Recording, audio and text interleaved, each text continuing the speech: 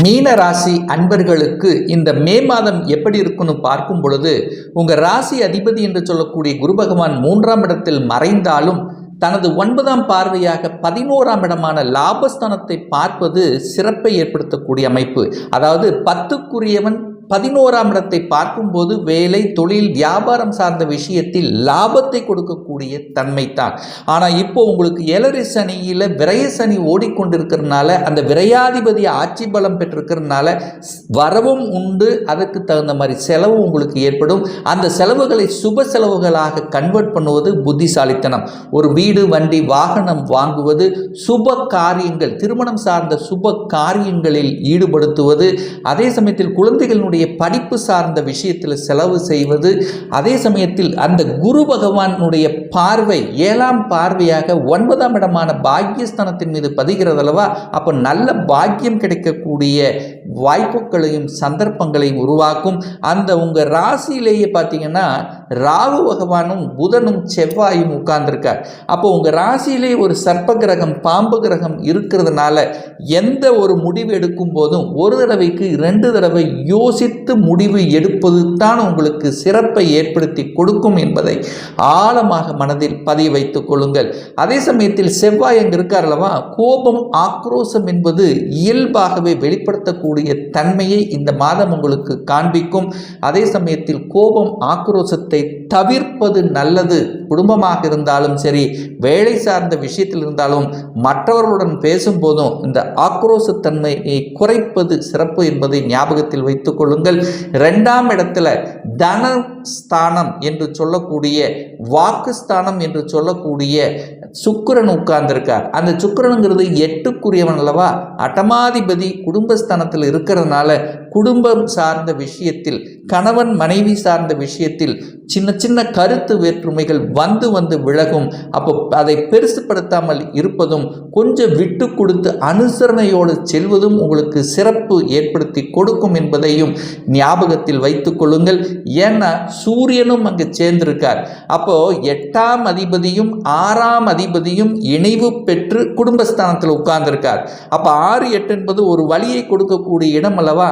அப்போ பணம் சார்ந்த விஷயத்திலும், பணம் டீல் பண்ணுகின்ற விஷயத்திலும் உங்களுடைய வாக்கு கொடுக்கும் போதும் சரியான விதத்தில் கொடுப்பது சிறப்புங்கிறதையும் ஞாபகத்தில் வைத்துக் கொள்ளுங்கள்.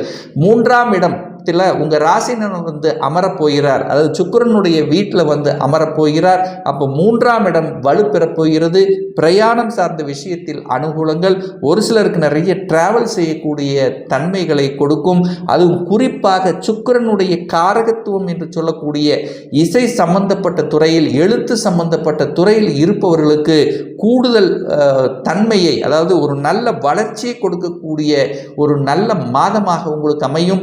என 3ஆம் அதிபதியாக இருக்கக்கூடிய அந்த சுக்கிரன் மே 19ஆம் தேதி ஆட்சி பலத்துடன் வலிமையாக வந்து அமரப்போகிறார். அதே சமயத்தில் சூரியனும் வந்து அங்கே அமர இருக்கின்ற காரணத்தால் 3ஆம் இடத்தின் மூலமாக சில ஒப்பந்தங்கள் உங்களுக்கு கிடைக்கக்கூடிய வாய்ப்புகள், ஒரு சிலர் வந்து பார்த்தீங்கன்னா இந்த சொத்துக்கள் சேர்க்கை சம்பந்தப்பட்ட விஷயங்கள் உங்களுக்கு நடக்க இருக்கிறது.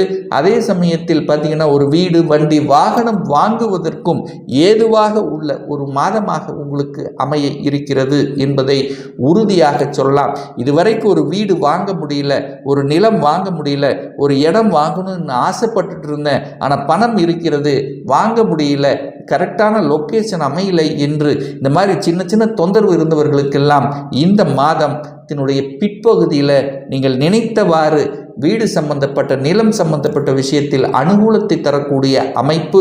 அதே சமயத்தில் ஒரு விவசாயம் சார்ந்த விஷயத்தில் கூட ஏதோ ஒரு அலைச்சல் திருச்சலாகவே இருந்தது, இந்த மாதம் ஒரு நல்ல வருமானம் கிடைக்கலையே, விளைவித்த பொருள்கள் ஒரு மாதிரியாக இருந்ததுன்னா இந்த மாதம் நிச்சயமாக இறுதியில் உங்கள் விளைவித்த பொருள்கள் மூலமாக லாபத்தை காணக்கூடிய தன்மை அதிகமாக இருக்கு அப்படின்னு சொல்லலாம்.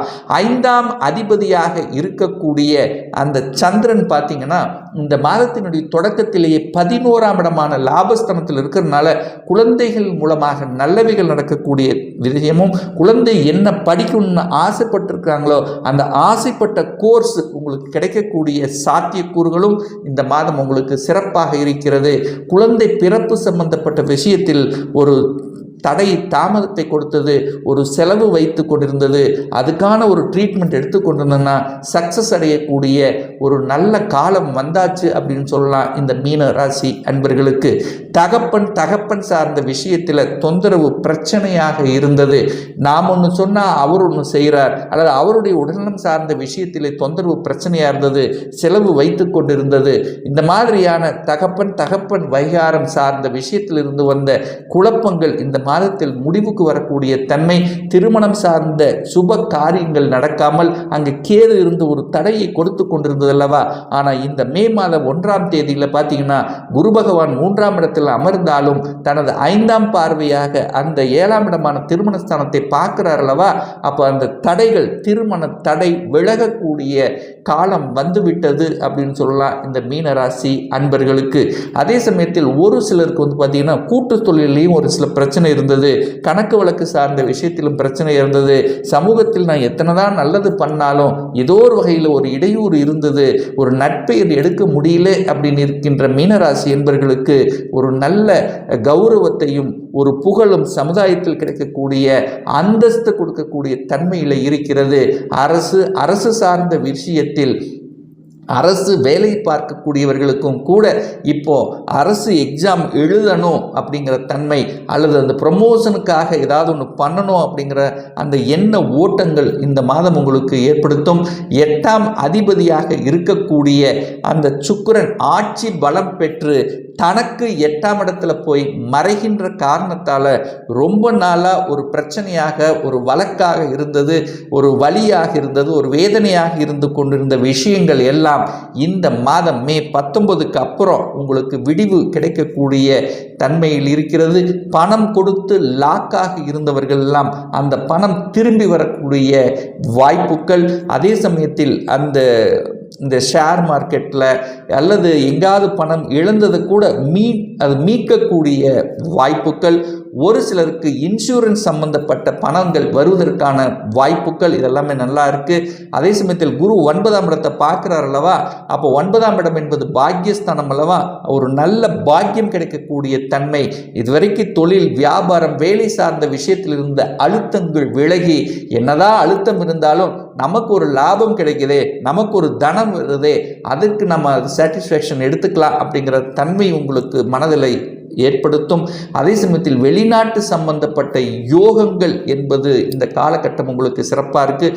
உயர்கல்வி படிப்பதற்கு வெளிநாட்டில் படிப்பதற்கான அந்த சாத்தியக்கூறுகள் உங்களுக்கு தென்படும். அல்லது ஒரு சிலர் பார்த்தீங்கன்னா தன்னுடைய சொந்த டிஸ்ட்ரிக்ட் விட்டு வெளியில் போய் படிப்பதற்கான வாய்ப்புகளின் சந்தர்ப்பங்களை உருவாக்கும். இந்த ரிசர்ச் சம்பந்தப்பட்ட துறையில் இருப்பவர்கள் ஏதோ ஒன்று பண்ணிகிட்டே இருக்கிற, பட் அதுக்கு ரிசல்ட் கிடைக்க மாட்டேங்குது, ஒரு பேட்டன்ட் பண்ணணுன்னு இருக்கிற, அல்லது ஒரு கண்டுபிடிக்கிறதுக்கான ரிசர்ச் சம்பந்தப்பட்ட துறையில் இருப்பவர்களுக்கும் நிச்சயமாக இந்த மாதம் அதற்குண்டான தன்மைகள், அதற்குண்டான அந்த ஸ்ட்ராட்டஜிக் பிளான் உங்களுக்கு கிடைப்பதற்கான சாத்தியக்கூறுகள். அதே சமயத்தில் 10ஆம் அதிபதியாக இருக்கக்கூடிய அந்த குரு பகவான் பார்த்தீங்கன்னா எங்கே உட்கார்ந்துருக்காருன்னா 3ஆம் இடமான முயற்சி ஸ்தானத்தில் இருக்கார். உங்களுடைய முயற்சியால் தொழிலை விரிவுபடுத்துவது, உங்களுடைய முயற்சியால் ஒரு இடமாற்றம் ஏற்படுத்தி கொள்வது, இது எல்லாமே உங்களுக்கு நன்றாக இருக்கிறது. 11ஆம் இடத்தை லாபஸ்தானத்தை குரு பார்க்கறதுனால நீங்கள் எந்த வியாபாரமாக இருந்தாலும் அல்லது எந்த தொழிலாக இருந்தாலும் அந்த தொழிலின் மூலமாக நல்லவைகள் நடக்கக்கூடிய தன்மை, நல்ல பணியாளர்கள் உங்களுக்கு கிடைக்கக்கூடிய தன்மை, ஊழியர்கள் கிடைக்கக்கூடிய ஒரு நல்ல மதிநுட்பம் இருக்கக்கூடிய ஊழியர்கள் உங்களுக்கு கிடைக்கக்கூடிய தன்மை, அவர்களின் மூலமாக உங்களுக்கு நல்லவைகள் நடக்கக்கூடிய தன்மைகள் சிறப்பாக இருக்கிறது. 12ஆம் அதிபதி 12ஆம் இடத்தில் இருக்கிறதுனால விரயங்களை கொடுக்கும். ஆனால் அந்த விரயங்களை சுப விரயங்களாக கன்வெர்ட் பண்ணிக்கிறது என்பது புத்திசாலித்தனம் என்பதையும் ஞாபகத்தில் வைத்துக் கொள்ளுங்கள். உங்கள் ராசிநாதனான குரு பகவான் 3ஆம் இடத்தில் மறைகிறதுனால ஒவ்வொரு வியாழக்கிழமை என்று தட்சிணாமூர்த்தியை சென்று வழிபடும் போது நிச்சயமாக மனம் ரீதியில் இருந்து வந்த குழப்பங்கள் விலகுங்கிறதுல எந்தவித மாற்று கருத்தும் கிடையாது. இப்போ நான் சொன்னது கோச்சார ரீதியான இந்த மாதத்துக்குரிய ஒரு பொதுவான பலன்கள். இந்த ராசி நட்சத்திரத்தில் பார்த்தீங்கன்னா பல கோடி பேர் இருப்பீங்க. ஆனால் எல்லாருக்கும் ஒரே மாதிரியான பலன்னா நிச்சயமாக இல்லை. ஏன்னா ஒவ்வொருடைய ஜாதகரும் டிஃப்ரெண்ட், ஒவ்வொருத்தரும் டிஃப்ரெண்ட், ஒவ்வொருடைய தசா புத்திகளும் வேறுபடும். இந்த கோச்சார பலனை ஒரு 3 மாதத்துக்கு கண்டினியூவாக பாருங்கள். அது சரியாக செட் ஆகலை அப்படின்னா நிச்சயமாக உங்களுடைய தசநாதனோ அல்லது புத்திநாதனோ 6, 8, 12ஆம் அந்த தொடர்பு நிச்சயமாக இருக்கும். ஒரு துல்லியமான பலன் வேணும் அப்படின்னா உங்களுடைய சொந்த ஜாதகம், சுய ஜாதகத்தில் கிரகங்கள் எப்படி இருக்கிறது, என்ன ஆதிபத்தியம், எத்தனை டிகிரியில் இருக்கார், இப்போ நடப்பு தசா புத்தி அந்தரம் சூட்சமம் வாயிலாக நீங்கள் கேட்கக்கூடிய எந்த கேள்வியாக இருந்தாலும் இந்த வருடம் சொந்த தொழில் செய்வதற்கான கொடுப்பினை இருக்கா, அப்படி இருக்கக்கூடிய பட்சத்தில் எப்போ நம்ம சொந்த தொழில் செய்யலாம், இப்போ +2 முடிச்சிட்டேன், எந்த கோர்ஸ் படிப்பேன், அந்த படிப்பதற்கான விதி கொடுப்பினை என்ன இருக்கிறது, திருமண தடை ஏற்பட்டு கொண்டிருக்கு, எப்போ தான் நமக்கு திருமணம் நடக்கும், எப்போ நம்ம குழந்தை பாக்கியம் கிடைக்கும், எப்போ நமக்கு வீடு கட்டக்கூடிய யோகம் இருக்கிறது, இது போன்ற கேள்விகளுக்கு துல்லியமான பலனை நம்மால் கூற முடியும். ஒரு பர்சனல் கன்சல்டேஷன் எடுத்துக்கணும், ஒரு சுய ஜாதகம் பார்க்கணும் என்று விருப்பமுடைய அன்பர்கள் டிஸ்பிளே தெரியக்கூடிய நம்பருக்கு வாட்ஸ்அப் மூலமாகவோ ஃபோன் கால் மூலமாகவோ தொடர்பு கொண்டு அப்பாயின்மெண்ட் பெற்றுக்கொண்டு கன்சல்டேஷன் எடுத்துக்கலாம். இந்த பதிவு நிச்சயமாக உங்களுக்கு பிடித்திருக்கும் என்று நினைக்கிறேன். உங்களுக்கும் உங்கள் உறவுகளுக்கும் ஷேர் செய்யுங்க. நம்மளுடைய சேனலை ஃபஸ்ட்டு டைம் நீங்கள் பார்ப்பவர்கள் என்றால் மறக்காமல் சப்ஸ்கிரைப் பண்ணிக்கிங்க. பக்கத்தில் இருக்கின்ற பெல் பட்டன் மற்றும் ஆல் நோட்டிஃபிகேஷனை கிளிக் பண்ணும்போது நான் போடக்கூடிய அடுத்தடுத்த பதிவுகள் உங்களுடைய நோட்டிஃபிகேஷனில் வந்து சேரும். இந்த ராசி நட்சத்திர நேயர்கள் அனைவரும் வாழ்க வளமுடன் என்று எனது வாழ்த்தினை தெரிவித்துக்கொண்டு விடைபெறுகிறேன். நன்றி, வணக்கம், வாழ்த்துக்கள்.